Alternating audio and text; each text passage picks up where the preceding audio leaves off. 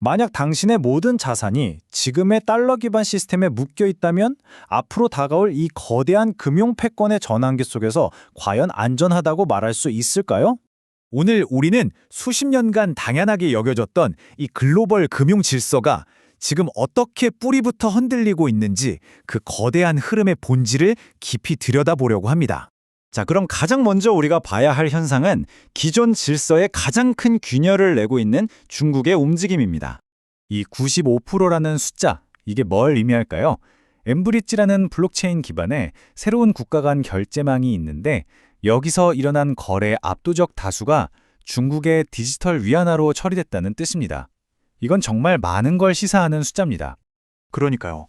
엠브리지가 겉보기에는 여러 나라가 함께하는 다자간 협력체처럼 보이지만 그 실상은 디지털 위안화의 영향력을 국경 밖으로 넓히기 위한 말 그대로 중국의 새로운 금융 영토가 되고 있다는 분석이 나오는 이유입니다.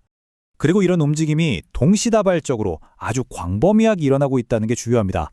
서방의 제재를 받는 러시아는 물론이고 저 멀리 남미의 브라질, 또 중국의 인프라 투자와 얽혀있는 아프리카 국가들까지 이 모든 게 결국 서방의 금융 통제에서 벗어나려는 아주 잘 짜인 탈달러화 설계의 일부라고 볼 수 있는 거죠.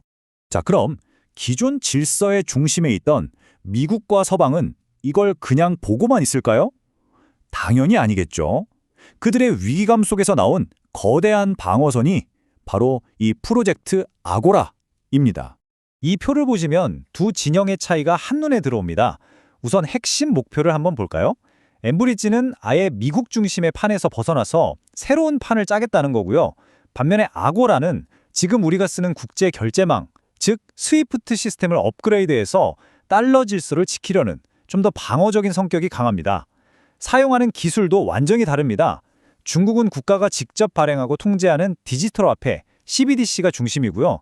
서방은 민간 상업은행의 예금을 디지털 증표, 즉 토큰으로 만드는 방식에 집중하고 있죠. 그런데 여기서부터 이야기가 아주 흥미로워집니다. 서방의 방어 전략, 특히 미국의 선택을 자세히 들여다보면요. 우리가 흔히 예상했던 것과는 전혀 다른 길을 가고 있거든요.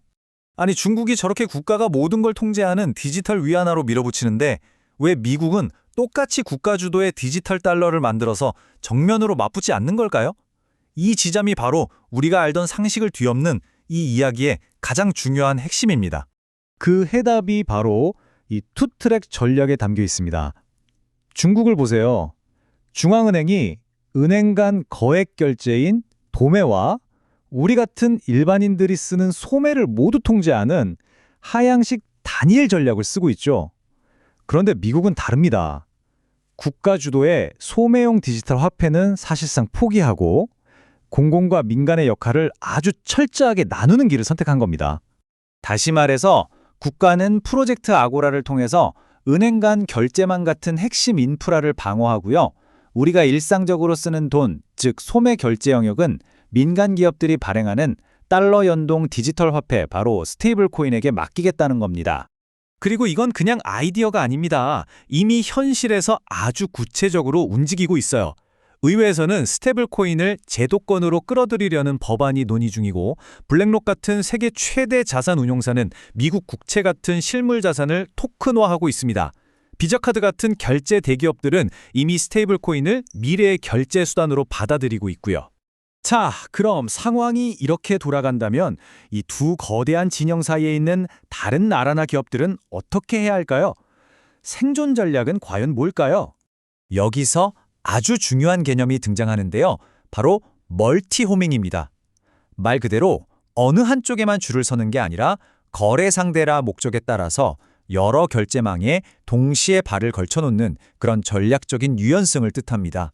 이게 그냥 이론이 아니라는 건 실제 사례를 보면 바로 알 수 있습니다.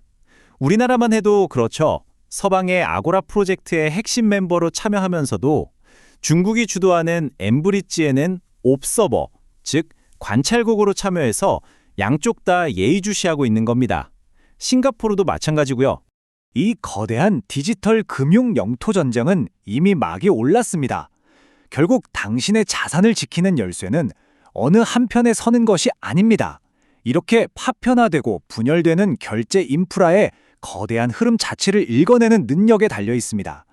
개인 투자자든 기업이든 국가든 이 흐름을 정확히 읽는 자만이 다가올 새로운 경제 생태계에서 생존할 수 있을 겁니다.